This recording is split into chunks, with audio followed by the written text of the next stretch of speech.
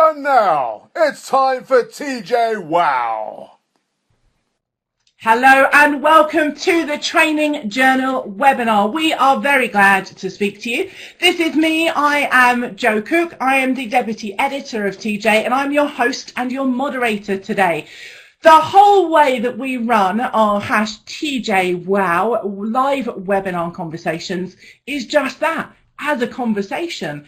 And this quote from the late great J. Cross says it all. We think it's the most powerful learning technology ever invented. And the whole way that we run our discussion webinars is all about, like you're having a cup of coffee at a conference, or maybe you've gone to the pub afterwards and you're having a chat with people. That's how we run these sessions. Please use the chat window on the right-hand side anytime you like. You can ask questions, you can comment with each other, you can share hyperlinks like I've done that you can go and click on. If you think, oh, I know a really great blog about that, or an article, just go and share it. That would be absolutely great. Also at the bottom of the screen, we've got the question and answer panel. That we use the question and answer panel, ironically, for questions. If there's a question you absolutely want me to see, you want me to pose to Paul or to Rachel, please just pop it in there and I promise you I will see it. You can also join us on TJ Wow on Twitter. Debbie, who is our editor-in-chief, she'll be doing a few tweets on that today. And it would be really great if you have any particular learning nuggets, any kind of insight, go and share it on there with people so that they can see what it is that you're learning. As I said before, all of our sessions are recorded. They're all available live online on our YouTube channel to go and see whenever you like, including this one in a couple of days' time. So I think it's probably about time that we got to see some of our speakers. We've got two amazing speakers. We have Rachel Hutchinson from Hilti and Paul Morgan from Diageo. Let me bring their videos onto the screen and we will be having some introductions from them very shortly. So what I'd like to know, first of all, we'll go to Rachel first, ladies first, and we'll find out just a little bit, Rachel, about what it is that you do, where you are, what your kind of job role is, and then we'll go to Paul before we start the conversation more broadly. So Rachel, let's get you unmuted. Who are you and what do you do? Thank you, Jo. I appreciate that. So I am Rachel Hutchinson, and I am head of portfolio and community management for Hilti, which is a power tool manufacturing organization in the construction industry. My job is essentially what would more traditionally be known as needs analysis, so identifying the business needs and then having my teams work with the stakeholders across the organization. And we do that through a wide variety of ways, but overall through 70-20-10 learning models. Sounds fab, Rachel. Thank you very much. And for the eagle-eyed amongst you, you might just be able to see TJ here over my right-hand shoulder. And who is that gorgeous cover star on there? It's no one else other than Rachel. So I thought I'd dig that one out and have that one there. Paul, let's come to you next, and maybe we'll have you as a cover star another day. Paul, tell us a little bit about who are you and what do you do? So let's get you unmuted, Paul.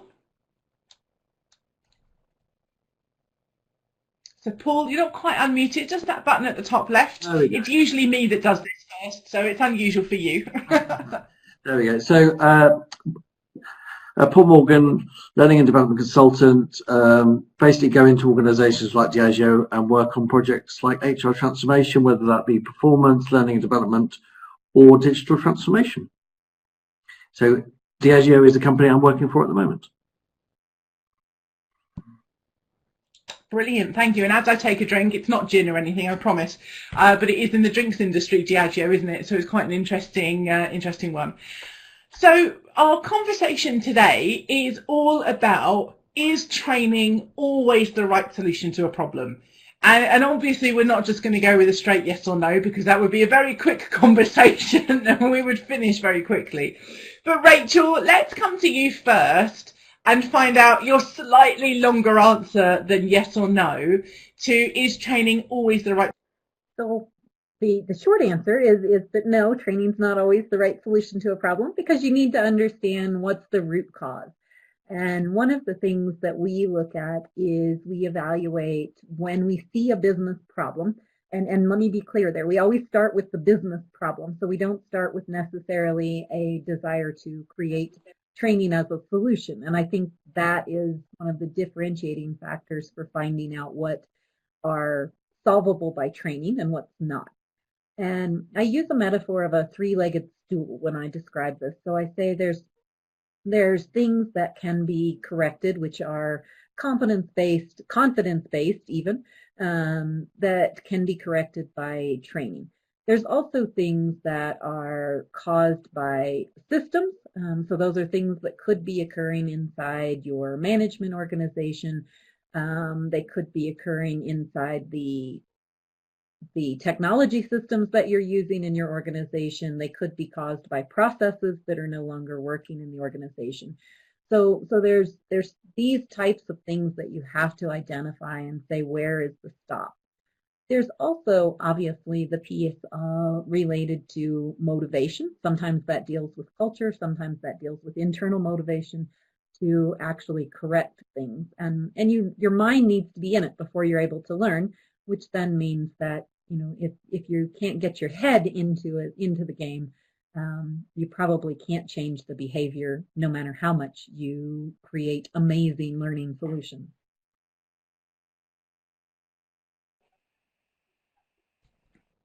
Yeah, I imagine we've all been in that situation before where we've made the most amazing training session that there is that we can do with the resources, the time and the people. And at the end of it, a day later, a week later, a month later, it kind of hasn't solved the problem. And that's not necessarily our fault as a designer and facilitator, but it's part of that much bigger picture, isn't it? So yeah, I can really appreciate that. Thank you, Rachel. You've got us started thinking about that. Paul, let's get you unmuted. What is your starter for 10 about this? Is training always the right solution to a problem? So, starter for 10, you know, back to what Rachel said, I think, you know, life isn't that simple. If life was that simple and our businesses knew by just training people they could basically increase their margin, increase their sales, and actually be more profitable, the world would be a very simple place, but it isn't. Because depending on which industry you're in, depends on so many factors, whether it's supply chain, whether it's margin, whether it's market conditions, whether you're in a lovely country that's going through Brexit, whether you're in a country that's trying to sell a product that's great, that sells really well in another country, but actually doesn't sell actually well in this country. So, you know, back to what Rachel said, the answer is no. It may help, or it actually may have the complete opposite effect, because the time that you're using to train people could actually be used for something a lot more efficient. Interesting. And I like this point about, you know, what does it link to? Is it sales? Is it process? Is it something else? And Rachel said some similar things as well. So Paul, how do we as L&D designers, trainers, facilitators, managers, consultants, how do we find out about those bigger issues, about how to link it to the business, really? And I'll come to Rachel on that question as well. It's very simple. You need to start asking business questions rather than L&D questions, in terms of, back to what Rachel said, in terms of trying to find what the business problem is. You say that's simple, but if I don't know much about business generally, so I might know about my company I'm working with, how can I learn those things? How do you pick those things up? How do you find out? That's fine. I mean, to be honest with you, let's go to Simon Sinek and the 5 whys, right? So in its simplest sense, you could start there in terms of what is the business problem, and then you could just keep on asking why, and then you'd start to understand very quickly in terms of what the business problem is, and actually work out whether training will actually fit it. You know, is it a technology problem? You know, we can make it complicated. In learning and development, we love to make everything complicated. We love acronyms, we love new names, we love moving away from kind of business metrics. But fundamentally, if you ask the 5 whys, even if you didn't know the industry, you would find out pretty quickly in terms of what the business problem is, and in terms of why, working with someone in the business in terms of what their view is. Thank you, Paul. I really like your answer on that one, because we can all ask, you know, polite, respectful and different versions of why. and keep that going and channel our inner 2-year-old. In the chat window, let us know, are you in the situation where you're thinking, I don't really know if I've got those skills or how to develop them? Or maybe you're thinking, yeah, I think I've got some of those skills. What's the next step? Or what are the challenges that you're dealing with? Give us some thoughts about what you're thinking there. And Rachna, if I'm pronouncing your name wrong, please let me know. Rachna says, it's important to understand what the real issue is. Infrastructure, resources, competency, hiring, motivation, incentive, or skills. That's quite a list there. That's what, 7 things? I love that, Rachna. Rachel, let's come to you on this question, because you say about kind of a 3-legged stool. So how can we find out more about the business kind of problems, if you like? Because I think that can be quite challenging. We can be very much in training mode and let's run a training course. How can we break out of that in the first instance? There's 2 things that we do that are probably a little bit different. One is that when we're hiring our learning business partners, we try to hire people who come from the business. So we don't generally hire the L&D experts, which means we may need to teach them about people development. But in reality, we all can learn certain things if we're so motivated. So we can certainly help people learn more about learning and development. But we start with one key question with our stakeholders. And so if somebody comes to us and they say, we've got this problem and, we need to create a training, we need to fix it, or even if we're just start hearing different rumbles across the organization, the question that we ask is, so if we were to solve this problem, so I don't even have to know what the problem is, but if I were to solve this problem, what would it look like 3 months from now or 6 months from now? What would you see? Can you paint me a picture of what the environment would look like? And when we do that, then the stakeholders start filling us in. So that allows us to work with any area of the business. I know nothing about our international finance laws, but I can say if our finance business partners were successful, how would you know they were successful? And then he could tell me, okay, well, I would see that they're able to do X, Y, and Z, all of these things that they're able to do without necessarily having to go to the next level up for permission or to go for approvals.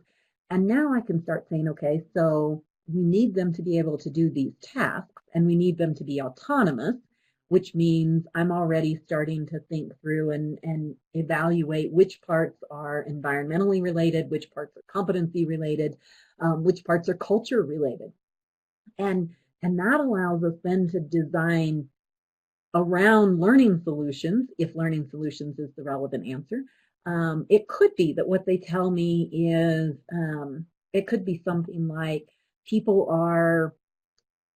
they need to be making 10 customer calls in a day. Well, then I get back to what Paul said with the why. Okay, so if people need to be making 10 calls a day, why do they need to be making 10 calls a day? Well, because we've seen that successful salespeople make 10 calls a day. Okay, and you can even ask some variations of why not in there. So why does 10 calls make it successful instead of 8? Okay, so why are people not today planning 10 calls? And now you start digging in. Again, I don't have to know about sales to ask any of those questions. I'm able to kind of come at it from that perspective. And it's been interesting because sometimes you get a little bit of pushback and you get people who are maybe saying, they'll be, why are you asking me all these questions? I just need a sales training. And as you say, in order to make sure I create the right solution for you, I need to fully understand it. So if you take these 15 minutes, it's usually a 15-minute conversation that this occurs in, then we'll be so much better aligned, and I don't have to keep coming back to you every 2 days to ask another question, because I'll understand your vision. I'll understand what you want to achieve. And by the end of the 15-minute conversation, I find that even our highest level stakeholders are so thankful that we've had the conversation, because they've gained clarity as they answer me. They've gained clarity on what it actually was they were trying to achieve. And a lot of times they come to realizations through that conversation that it was maybe a more complex issue than they anticipated. a lot of times they come to the realization that their leadership style may have created some of the challenges in the environment. That makes a future learning solution so much easier when people have taken the time to internalize and then create. It also prevents us from having any misconceptions later. So we create a solution and it does achieve those things. And they say, oh, it's still not successful. Now we can go back and go, okay, well, so what's not successful about it now? So what part, we achieved the vision you were first looking for. Now, where do you want to go from here in order to get to your ultimate success? So it also allows us some of those stepped approaches. Excellent. Yeah, because sometimes you have to work through a certain amount of the problem to get to the next part of the problem. If you imagine a big old tangled ball of wool or string, sometimes you have to untangle some stuff first before you get to the next part, and I think that's part of it. Thank you, Rachel. Some really kind of interesting things there. And Paul, to pick up on what's going on in the chat, Rachna says, as an L&D professional, requirements mostly come straight-jacketed. And I think that's a great description, a great metaphor. And Rachna says, it's a challenge whether training is the solution to the problem. So, Paul, I'm sure you've seen this countless times in your career. Do we go back to the conversation you mentioned before on what Rachel's been talking about and just try and break through that? Or is there a bigger cultural issue that maybe it's not our role to change? Maybe it's someone else, the manager, the director, HR, business partners, that somehow that culture around training might need to change in the organisation. What are your thoughts on that? And let's get you on mute. Thank you, Jo. So it's an interesting question. So I think if we look at learning and development traditionally, so let's take 5-10 years ago, we were very much an order taker. And the way that in which you set up your organisation will determine what you're seen as. So I think part of the problem is in terms of, is there a clear vision in terms of what your learning and development function is here to do? And actually, how are you going to do it and who do they interact with? So back to what Rachel said, when I was at O2, we created learning partners. And explained that obviously the learning partner is to find out the requirement and then actually work out in terms of the viability of actually doing it and the cost of doing it. I think it's very easy to say yes all the time, and I think historically L&D has been prone to saying yes because they don't want to say no. I think if it's clear in terms of what your L&D function is there to do, and it's there to solve business problems, and you actually put the right people with the right skills in front of the right people, I think, as Rachel's outlined, it does only take a 15-minute conversation just to ensure that the business is doing the right thing with the resources we've got, rather than actually wasting time and money. So I can see the problem in organisations where I want this and I want this now, but I think any reasonable leader or reasonable manager, for you to ask a few questions would be not unreasonable, just to at least find out in terms of if people are on the same page and actually in terms of what the actual requirement is. So it's a common issue, but I think it's moving away from order taker to kind of consultant and business partner.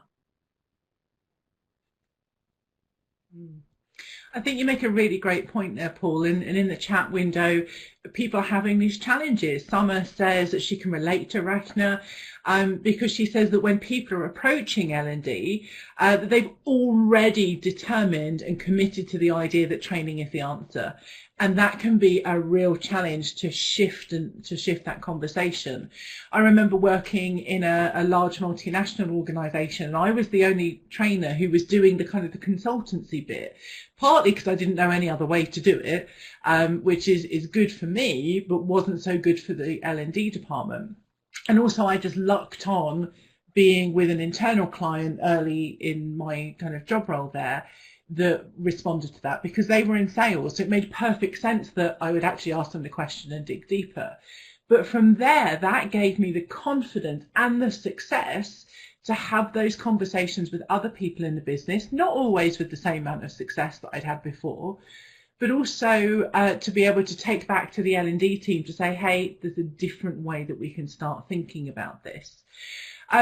So Paul, what advice can you give people who are in that situation and maybe they're a facilitator, they're an instructional designer, maybe they're not the manager or the senior person, and they're not the ones that can really push that culture change.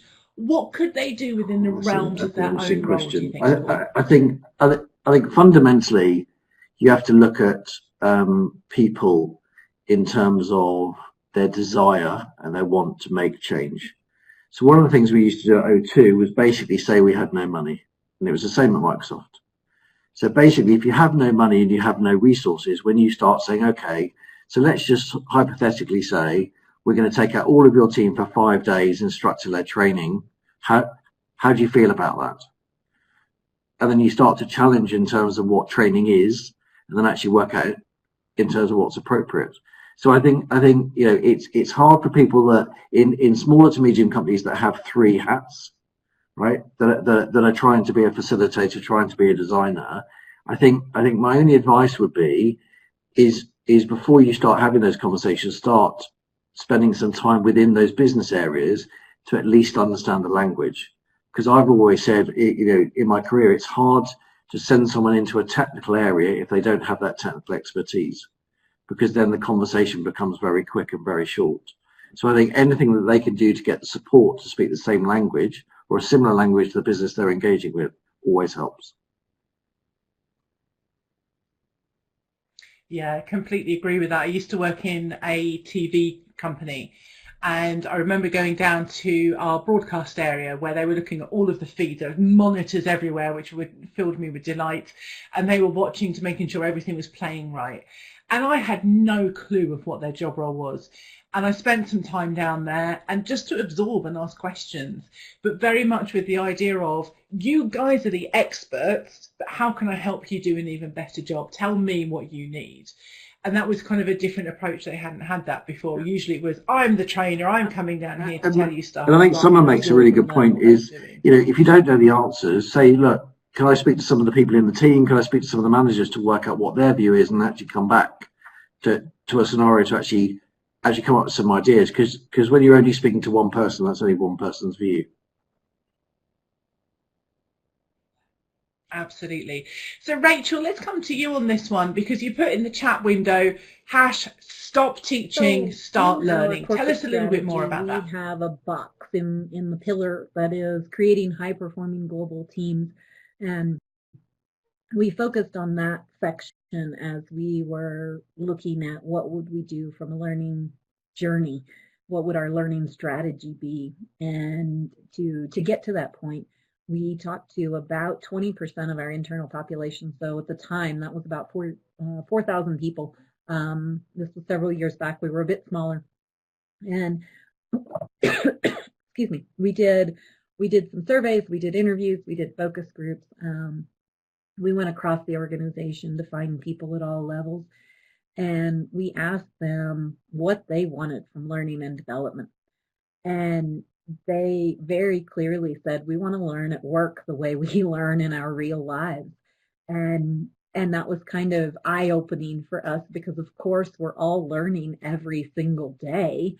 So you don't need to teach people how to learn. That's something that every person already knows.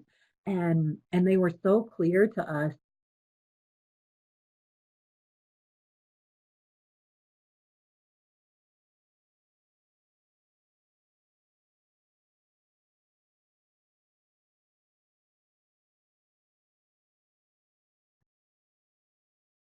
that in their real lives, it was easy to learn what they needed to learn.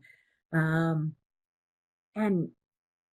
that piece was such a shift for us that we said, okay, we have to completely rebrand and change our perspective of being. Rachel, I'm just going to pop you on mute. We've lost some of your audio there, so we might have a bit of a bandwidth issue. Let them teach you so we'll come back to you, Rachel. You might need to. So Rachel, you might need to log off and on again, and see how that goes. We're definitely having some bandwidth. Anyone in them. But we'll come back to you in a moment, Rachel, I promise. because we definitely want to hear from what you were saying, but let's let the bandwidth kind of level out there for a moment. And so what we're kind of struggling with here is this partnership. Some are saying here, I see things being a partnership, and haven't worked out all the details yet, but sketching it out, so it's really timely. And Paul, you've been very kind to say Summer can contact you. Paul, let's get you unmuted. What are your thoughts around this idea of L&D being a partnership, and that's how we get? Yeah, I think a partnership is key, and the biggest partner you've got to have is your HR business partners. And if we're all honest, HR people think that they can do L&D, and L&D people think they can do HR, right? It's been around for years, and it'll always continue. However, the thing that I found very successful was if you partner with HR and your HR BP, you'll find out what some of the issues are, and then you'll be aligned to the same business goals and actually work together. So not only do you have to partner with HR, you have to partner with the business. If you're not partnering with anybody, then basically you're a lone island, and you'll end up doing things that aren't within the business cycle. So I think, even though, we all love HR and HR love us, and we're all one big happy family, I just think we have to respect one another and actually go in together with an overall business problem to try and solve, and actually see in terms of what the right answer is. I think partnering with the business is key. I think partnering with many teams, and actually partnering, across the organisation with comms, etc., is also really key. But I think, partnering with the business and actually working out in terms of what they want to do, and in terms of how we do it together, I think is key. And actually, I think the point that someone made earlier is if you have champions, you can actually learn from those champions about the business area that you're actually speaking to.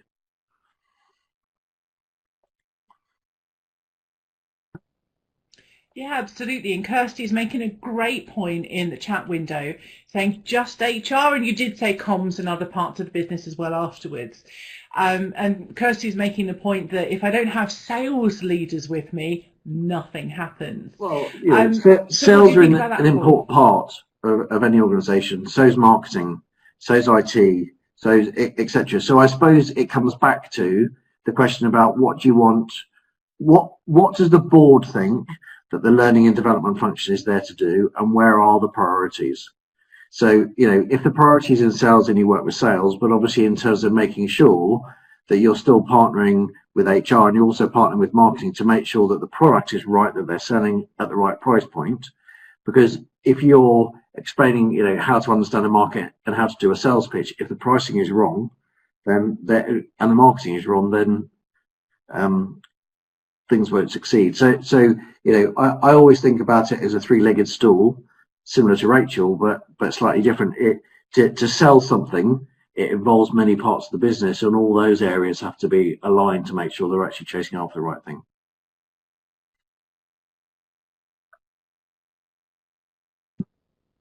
Yeah, you're absolutely right.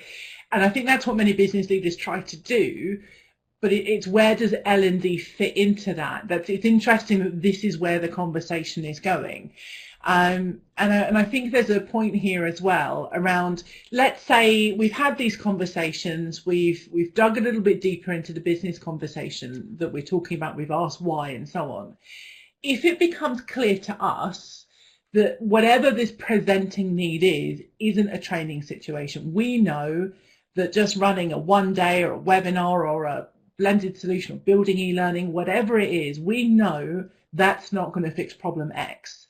What are some of the ways that we can handle that with that person, maybe a functional manager, a head of someone that has asked us to do that? What are some of the ways that we can politely and constructively say?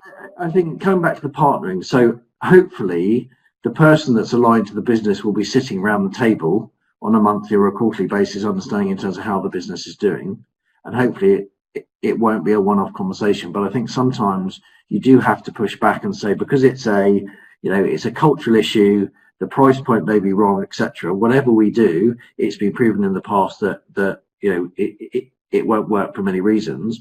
Or if you get to an impasse, you can say, well, let's actually do a pilot. Let's do some small scale training and actually see in terms of whether that changes the, you know, the kind of mindset. Fundamentally, if someone is adamant in the business that they're definitely going to do training, sometimes you're kind of better off kind of picking your battles, but actually suggesting maybe a smaller scale trial to see in terms of actually whether things change. And what will happen is if you do it, then the person that originally said it will actually be more involved and actually may come to their own decision themselves, rather than you just turning around saying that you know, in essence, you aren't going to help them.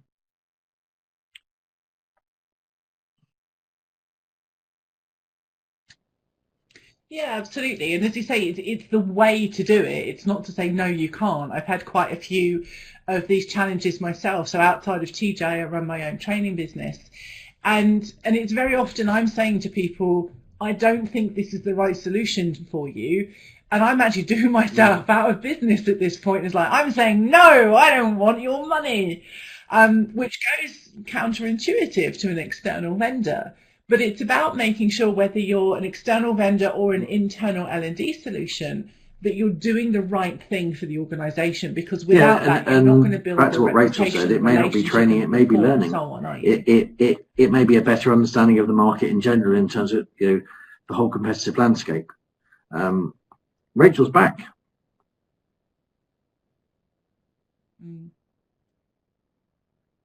She is. So thank you very much, Paul. Some really interesting conversation there. And Kirsty, you say that's authentic, Joe, and that's kind of what I'm hoping comes across, because there's no point me doing whatever my thing is if it's not going to be right for your organisation. Let's come back to Rachel. Rachel, let's just unmute you and check your audio is working now.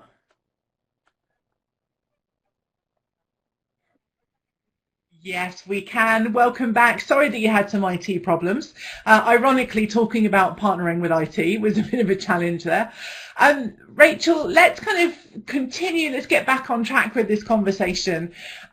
We've been chatting away whilst you've been gone, but Summer brings up a really good point, and she brings it back to what you were saying about stop teaching, start learning. About managers needing support on broadening their understanding of learning opportunities, and thinking on 70-20-10 or whatever we might label that internally. Because all too often they focus on the need for training. And we hear this a lot in the news as well, that whatever situation in the NHS or wherever it is has happened, and it's a lack of training. And often this is seen as, we need this formal training or e-learning or bums on seats classroom, whatever it might be. So you're using the 70-20-10 model, which is much more about on-the-job experience, social experiences, not just that in a classroom. How do you? So we use, you know, a lot of times you hear examples like doctors or pilots when people are talking about the need for formal training. And then we talk to our people and we say, okay, would you like to fly on a plane where the person had never been in a simulator? Would you like to fly on a plane where the pilot had never been a co-pilot or an observer who's taken over for a short period of time? And imagine how that would be if you knew that, you know, your pilot, the very first time they get behind, I guess the rudder, I don't know what it actually would be in a cockpit, but the first time they're in the cockpit is the first time that they've ever practiced. And we use those examples to stop people from just thinking about formal learning, but really realizing that we learn so much in the flow of work. And there's great stories out there that can bring that to light. If we think about, there was Sully, the captain who landed on the water in the northeast of the U.S. And he credited the fact that, you know, he'd had so many years of experience and he had so many harrowing things that he trusted his instincts to bring him through in something which training obviously had never planned for and had never prepared for. And so there's those kinds of things to help people understand. We also have a unique culture at Hilti, which is that we tend to help each other. So if someone asks for help, we're always willing to help. So we can also use that a little bit to help people kind of become more aware of how we're already learning from each other. We can bring, times where that's occurred for the individual themselves. And I would say that, we also are very humble. We know that we are not the experts in all of the areas of the business. And we also know that those areas of the business are changing so rapidly today that, if they want their people to be absolutely have the freshest knowledge possible, they need to bring that to their people in the rate of change that's occurring in their specific area of the business. So the democratization of learning puts ownership of it at the lowest possible point, not as a punishment, and certainly not as an abdication of our responsibilities. But if you think about it, if you think about your organizations, there are people that when you want to know something, that's the expert, and you go to it. You go to that person. So that person is also known as the expert to everybody else in the organization, which means they're getting questions from, could be 5 people a day, could be 25 people a day.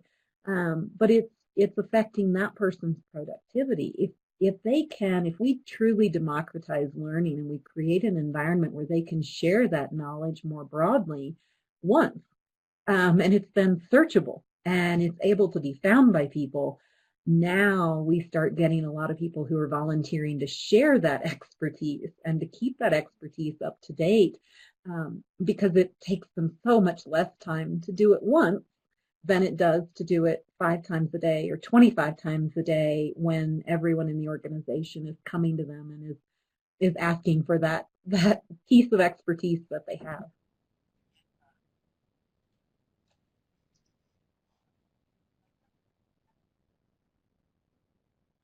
Love that. And I find I do that in other areas that I work in as well. It's just like, let me write a blog post or a forum question or a Slack message or something so that I can always point people back to here. It's a really great way of doing that. So thank you, Rachel. And Paul, let's come to you on this point about whether it's 70-20-10 as a model or not. We know that our solutions that we can offer are not always about e-learning modules or formal classroom training or a webinar or whatever. We know that there's a whole slew of things we can get involved with. So how could we maybe change that situation a bit, that maybe training is the answer, but people are saying, I want an away day or everybody to come to the head office. How can we get around that? So I think it depends on the strategy for development per se. So I think, depending on whether organizations want to train a learning culture or not, and in terms of what they have access to. So are they using LinkedIn Learning? Are they using other resources? And actually what's their philosophy around development, I think helps, because then it's either something that an organization invests in and actually gives access to all of their people to learn, to develop, whatever you want to call it. And actually in terms of there are other ways than doing away days. I've done many away days. I've organized many away days.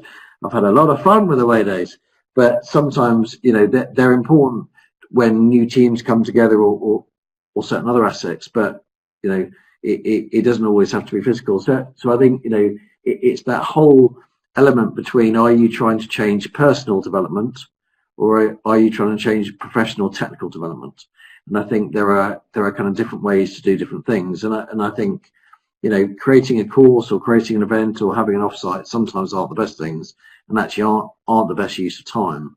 So I think, it does come back to, the same old question in terms of what's the L&D function there to do, what's its remit, who does it serve, and in terms of what's the overall business metric that it is being used to actually govern that organization, because there are many, and that usually determines in terms of what the organization can do, what resources they can do, and obviously what budgets they do have.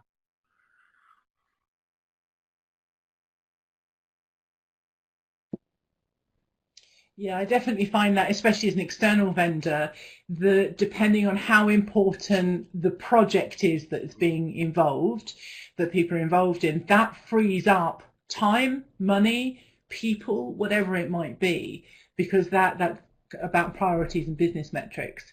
And I think the other thing that's quite interesting that you're saying there is it's all about kind of, again, asking those questions, finding that information out, and having something like an away day or a one-day training course, in my experience, isn't always the best. Whilst you're right, they can be great fun, we can learn a lot, we can team build and so on. But I do find if you're paying for an away day, you're paying for people to travel, accommodation, so on, people, in my experience, the stakeholders, certainly, maybe not the trainers or the designers, tend to be like, well, let's cram more in. We're paying X amount of money for this. We need to fit as much into that day as possible. Whereas if we do that in other ways, those kind of traditional blended solutions, if you like, suddenly it frees us up the interesting thing to I have a lot more found conversation. is some organisations don't allow you access to LinkedIn or don't allow you access to Facebook. So that in itself will actually inhibit you to learn anyway. So I think sometimes some of those IT policies actually restrict some people to actually, you know, support their own learning.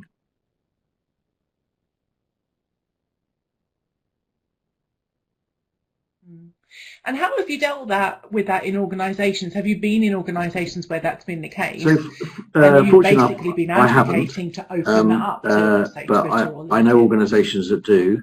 So the legal sector is you know, very used to doing it, and actually some IT companies. But then you end up restricting your workforce to be creative and actually understand the support. So back to what Rachel said, you know, when you're at home and your dishwasher doesn't work, you just go on YouTube and find a fix. When you're at work and you don't know how to do something, you go on and actually can't get access to it. So it kind of really depends what you know, what you want your IT to do, and actually how you want to support your people.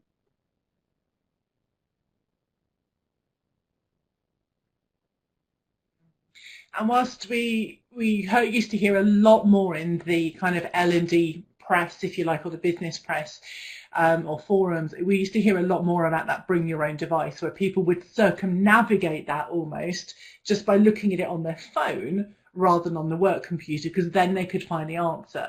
But as you say, not every industry allows you to do that. If you're working inside a nuclear power station, you leave your phone at reception or something like that. So doesn't work in every situation.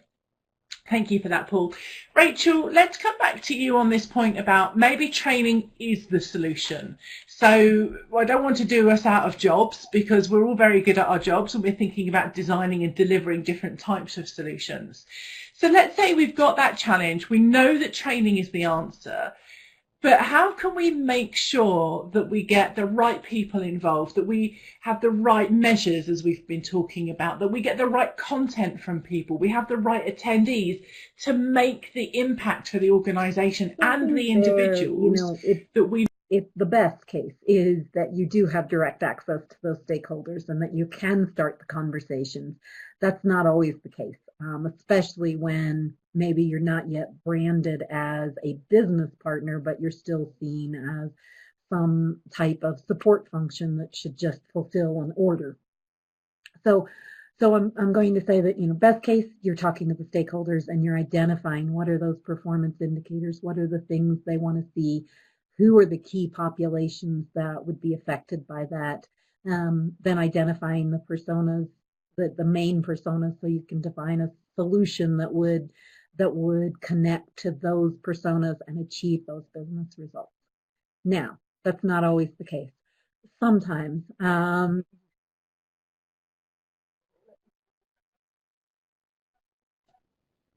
Let me pause you for a moment, Rachel.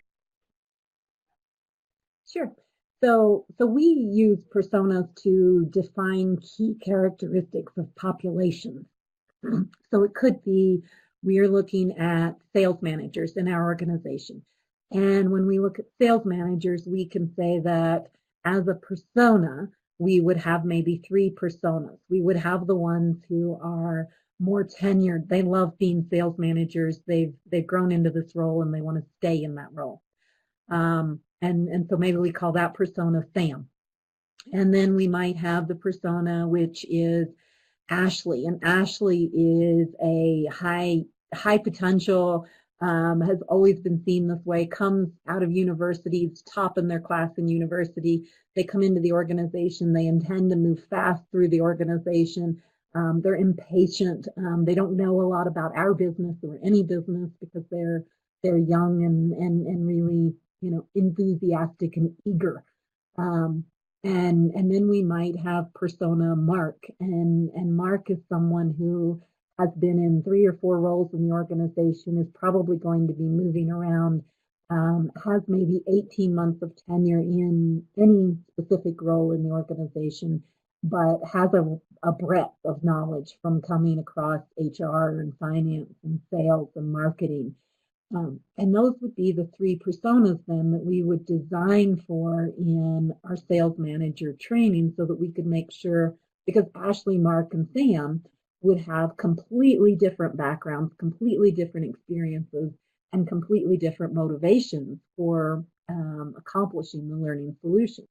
So that's how we use personas, is so that we make sure that as we define learning solutions, we have appropriate learning solutions to achieve the target for each of those 3 personas, and then we design the learning solution appropriately for the specific persona. Did that answer the question enough?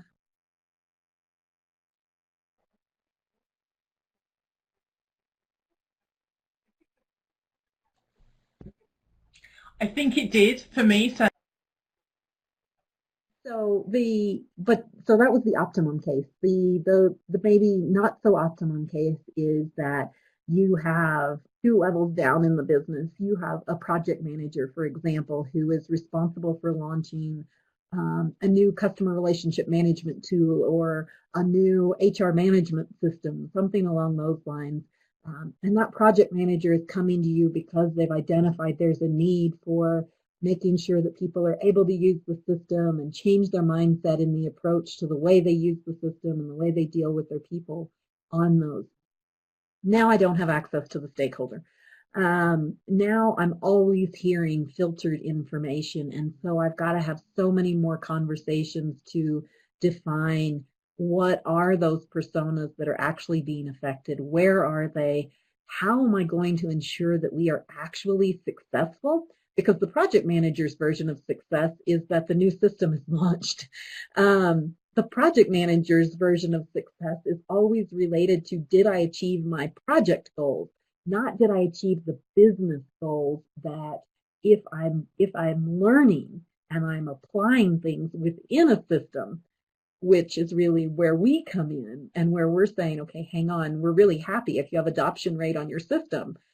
But that doesn't actually help us any if we have adoption rate on the system only because it's mandatory that they use that system, but they're still having the exact same performance management conversations they were having before, and they haven't changed their approach to leadership to match the capabilities of the system.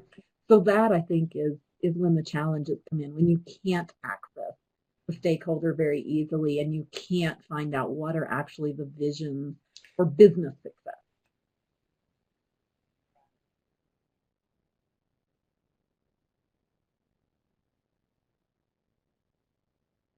Yeah. You bring that really well right back to that point you made at the beginning there, Rachel. Thank you. But also bring us on to, I think, the last kind of question I'm going to pose today before we move into our reflection. Paul, there's been some great kind of chat in the chat window about continuously developing and supporting people, and Kirsty said quite rightly that line managers are really important. There's been all sorts of research about that. You know, my main reflection is it should never be a one-off event, and you know, there should be a start and end of whatever the process is that includes so many other components. So training could be one of them, sales could be another, marketing could be another, to get the end result. And I think as long as you stay connected and you stay as part of a team and you partner, it will be a continuous journey, and it won't be a sprint. It'll actually end up being a marathon. And that's where you're going to gain most attraction, rather than just doing one-off events, in my experience.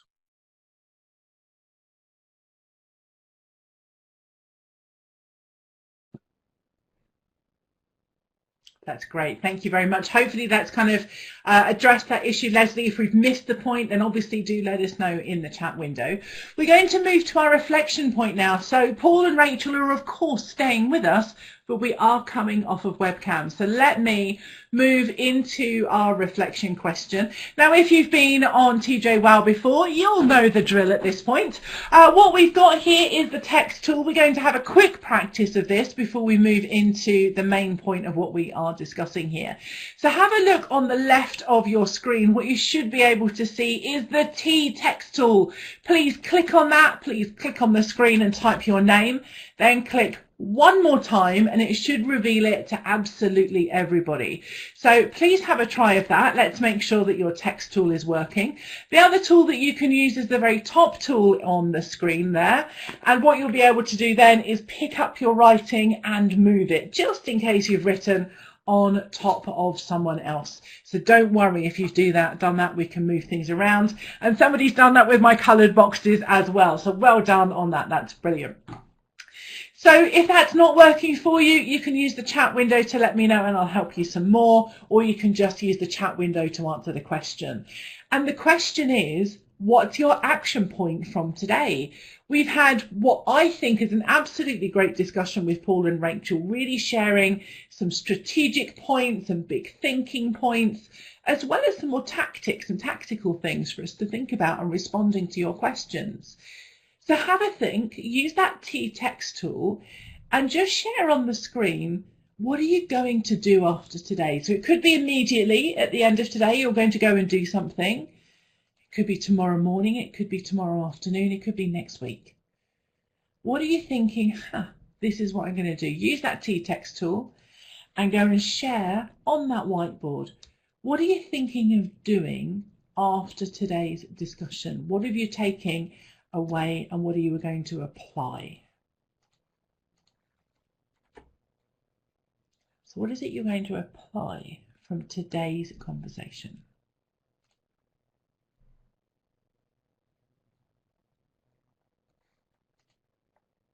It's a bit of reflection on your key learning point, but also it's the so what. What are you going to do? Now, if you're typing away, that's brilliant. Just remember to click on the slide and it will reveal your writing to everybody. So some of the things that we've got coming through, let's have a look at these and see what everybody's thinking. We've still got Paul and we still have Rachel here, so we will come to them in a moment and see what their thoughts are. We have partner, partner, partner. Absolutely awesome. Love that. And it really is. That makes such a difference to the learning solution, to the business, to the people that you're working with. What a brilliant response there. And ask more questions. It's so easy to make assumptions and hear things that perhaps aren't quite there.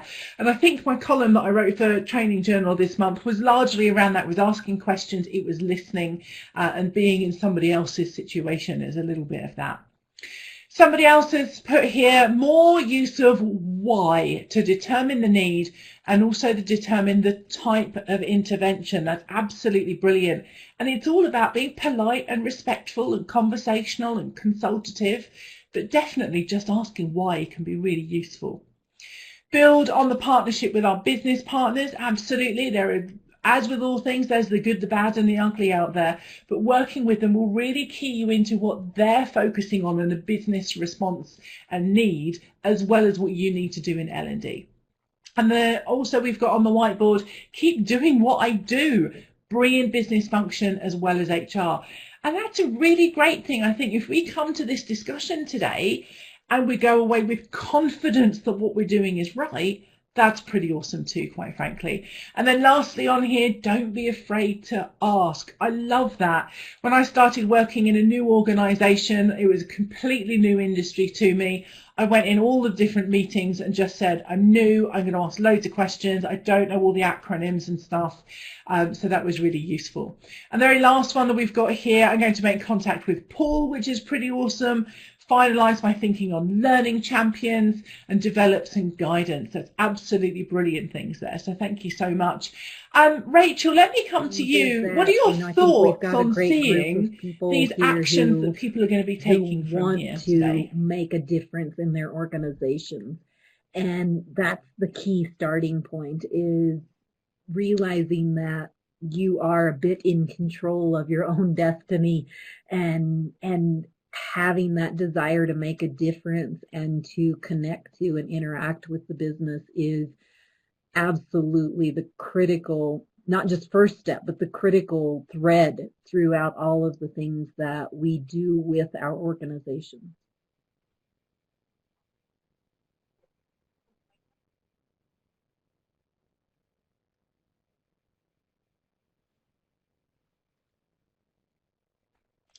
Brilliant. Well said, Rachel. Great summary to today's What I've seen discussion. are Thank you so practical much. problems And that Paul, everyone what are is you facing. seeing here from the conversation we've had today, in my career, and I've how seen people are exactly kind the of same taking thing, and I things think away from organisations it? are different. But I think, you know, when you gain the confidence and you go and partner with the organisation, who can refuse, you know, an eager, keen, professional person to go and want to partner with them to actually make a difference, rather than just saying yes. And I think, you know, it's really great to see that people are going to take some things forward, and actually, you know, it is, you know, keep to the basics and actually just make it really simple. Just, you know, do your bit day by day. And I think, you know, it's great to see that, as Rachel said, that, you know, people are going to take this back into the organisation and improve what they do and how they do it. And you know, overall, everyone will succeed.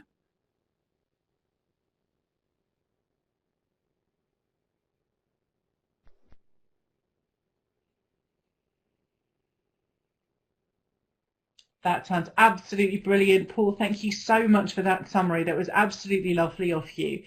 And that's really the end of our conversation. I want to say a massive thank you to Rachel and Paul. They've really pulled on their expertise and their experience and shared that with us and responded to your questions. And also thank you, everybody, to you in the chat conversation, because without you, quite frankly, it would just be me, Rachel and Paul having a chat.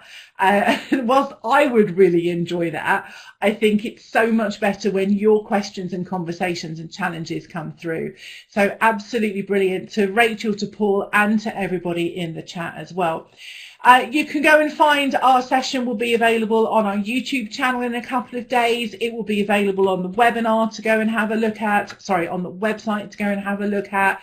You can keep the conversation going through our LinkedIn group if you want to go and post in there and ask some questions and share some ideas on what you were thinking about. You can also continue the conversation if you want to on TJ Wow. Now, normally at this point, I would say to you, and our next webinar is this, but actually, we are changing the format of the TJ webinars, and I'm not going to tell you much about it. We're going to reveal all very, very soon, so keep an eye on Twitter, on LinkedIn, on our newsletter, on our website, pretty much, you know, carrier pigeon, smoke signal, anywhere you care to look, because we've got some exciting changes, some quite big changes, and we'll have some more great conversations with everyone. So I feel a bit emotional. This has been the last #TJ Wow that we're running after about, gosh, nearly 3 years of running it. We've had a couple of tweaks, but they've been so successful. But it's now time to just change it up a little bit and respond to what it is that everybody is saying to us, how much they love it, what they love, but also tweak things around a little bit as well.